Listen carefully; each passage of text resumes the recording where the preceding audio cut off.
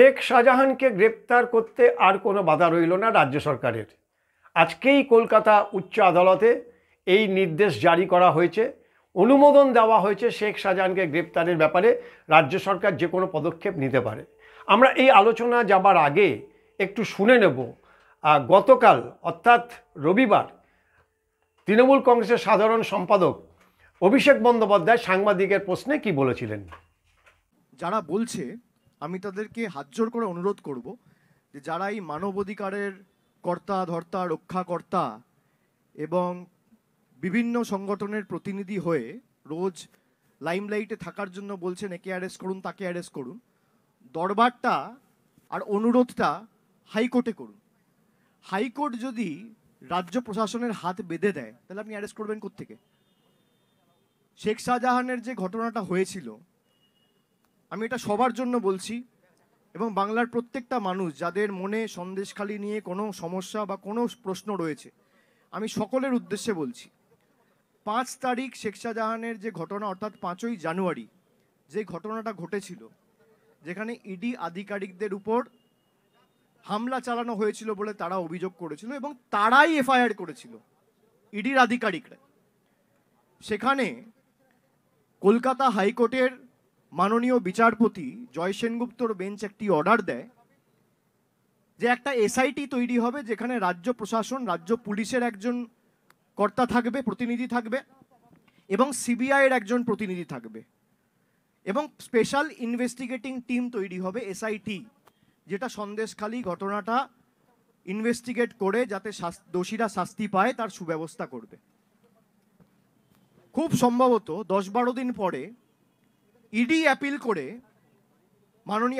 মাননীয় হাইকোর্টের প্রধান বিচারপতির বেঞ্চে অ্যাপিল করে তারা স্টে চায় এবং ইডির অ্যাপিল অনুযায়ী কলকাতা হাইকোর্টের প্রধান বিচারপতির বেঞ্চ সেই স্টে মঞ্জুর করে। স্টে মানে ইনভেস্টিগেশন হবে না, স্টে মানে কাউকে অ্যারেস্ট করা যাবে না, স্টে মানে কাউকে নোটিশ পাঠিয়ে ডাকা যাবে না। এটা কে করেছে? মমতা বন্দ্যোপাধ্যায়। এটা করেছে হাইকোর্টের বিচারপতি এবং তার শুনানি রয়েছে আগামী 6ই মার্চ।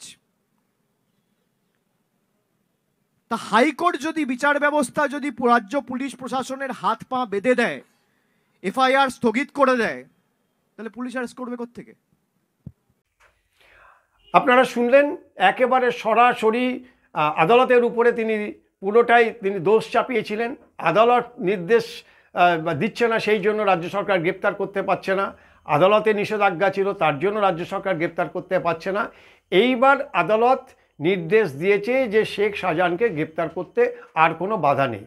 এইবার দেখতে হবে দুধ কা দুধ পানি কা পানি কতটা তৎপর হয় রাজ্য সরকার শেখ শাহজাহানকে গ্রেপ্তারের বিষয়ে, সেটাই এখন সবথেকে বড় প্রশ্ন এবং সেটাই এখন মানুষের কাছে জানার বিষয়।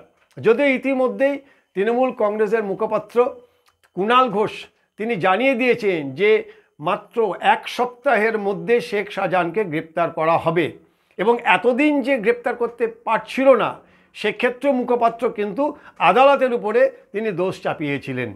শেখ শাহজাহানের বিরুদ্ধে ইতিমধ্যেই বসিরহাট সন্দেশখালিতে এফআইআর করা হয়েছে। বসিরহাটের এসপি তিনি জানিয়েছেন, স্বীকার করেছেন, হ্যাঁ এফআইআর করা হয়েছে।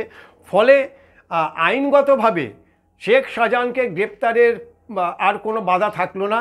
এখন দেখতে হবে শেখ শাহজাহানকে রাজ্য সরকার গ্রেপ্তার করে কি না।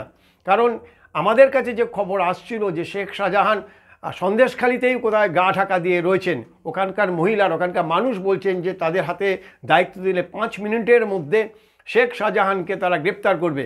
কিন্তু আপনাদের যে জানিয়ে রাখি, বাংলার খবরে আমরা কিন্তু জানিয়েছিলাম যে ঘটনার পরে শেখ শাহজাহান বাংলাদেশে গা ঢাকা দিয়েছে। এখন যদি বাংলাদেশ চলে গিয়ে থাকে তাহলে তাকে গ্রেপ্তার করা কার্যত অসম্ভব, কারণ সেক্ষেত্রে ইন্টারপোলের সাহায্য নিতে হবে এবং বাংলাদেশ সরকারের সাথে কথা বলতে হবে। আর যদি গ্রামবাসীদের দাবি অনুযায়ী সন্দেশখালিতে কোথাও লুকিয়ে থাকে শেখ শাহজাহান, যেটা জানানো হচ্ছে যে তৃণমূল কংগ্রেসেরই কোনো নেতার বাড়িতে তিনি আশ্রয় নিয়েছেন, যদি তাই হয়ে থাকে তাহলে তাকে গ্রেপ্তার করবে তৃণমূল কংগ্রেস এবং ভোটের আগে তৃণমূল কংগ্রেস যে জিরো টলারেন্স, যে কোনো অপরাধের ক্ষেত্রে যে জিরো টলারেন্স ব্যবস্থা নেয় সেটা আরেকবার প্রমাণিত হবে। ফলে কিছুটা হলেও রাজনৈতিকভাবে তৃণমূল কংগ্রেস অ্যাডভান্টেজ পাবে। একই সঙ্গে সন্দেশখালিতে সমস্ত রাজনৈতিক দল এবং বিভিন্ন ফ্যাক্ট ফাইন্ডিং থেকে আরম্ভ করে জাতীয় মানবাধিকার কমিশন, জাতীয় বিভিন্ন যে কমিশন, তারা যে আসছিল, তাদের যে এখানে একটা রাজনৈতিক যে একটা ভিত তৈরি হচ্ছিল, সেই জায়গাটাও কিন্তু ধাক্কা খাবে। তৃণমূল কংগ্রেসের কাছে কার্যত এই শেখ শাহজাহানকে গ্রেপ্তার করা এবং তাকে আইনগতভাবে আদালতে পেশ করা, এটা কিন্তু একটা চ্যালেঞ্জ হয়ে দাঁড়ালো।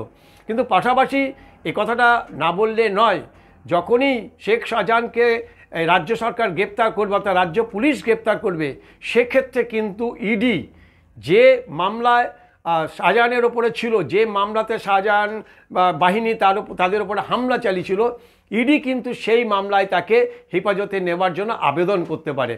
ফলে সেক্ষেত্রে কেন্দ্র এবং রাজ্যের মধ্যে একটা সংঘাত তৈরি হতে পারে। এখন পুরো বিষয়টি অত্যন্ত স্পর্শকাতর এবং একটা টেনশন অর্থাৎ স্নায়ুযুদ্ধ চলছে রাজ্য সরকার এবং কেন্দ্র সরকারের মধ্যে। রাজ্য পুলিশ কতদিনের মধ্যে শেখ শাহজাহানকে গ্রেপ্তার করে তার বিরুদ্ধে যা যা আইনগত যে ধারা আছে সেগুলি তারা দেয়।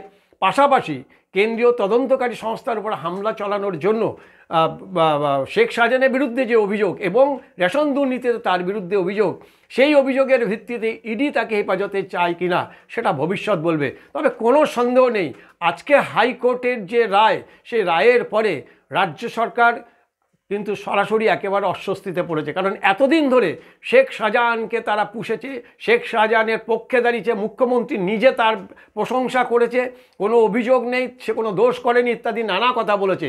এইবার দেখার প্রশ্ন হচ্ছে তার বিরুদ্ধেও কী অভিযোগগুলো উঠে আসে এবং কোন অভিযোগের ভিত্তিতে শেখ শাহজাহানকে তারা গ্রেপ্তার করে।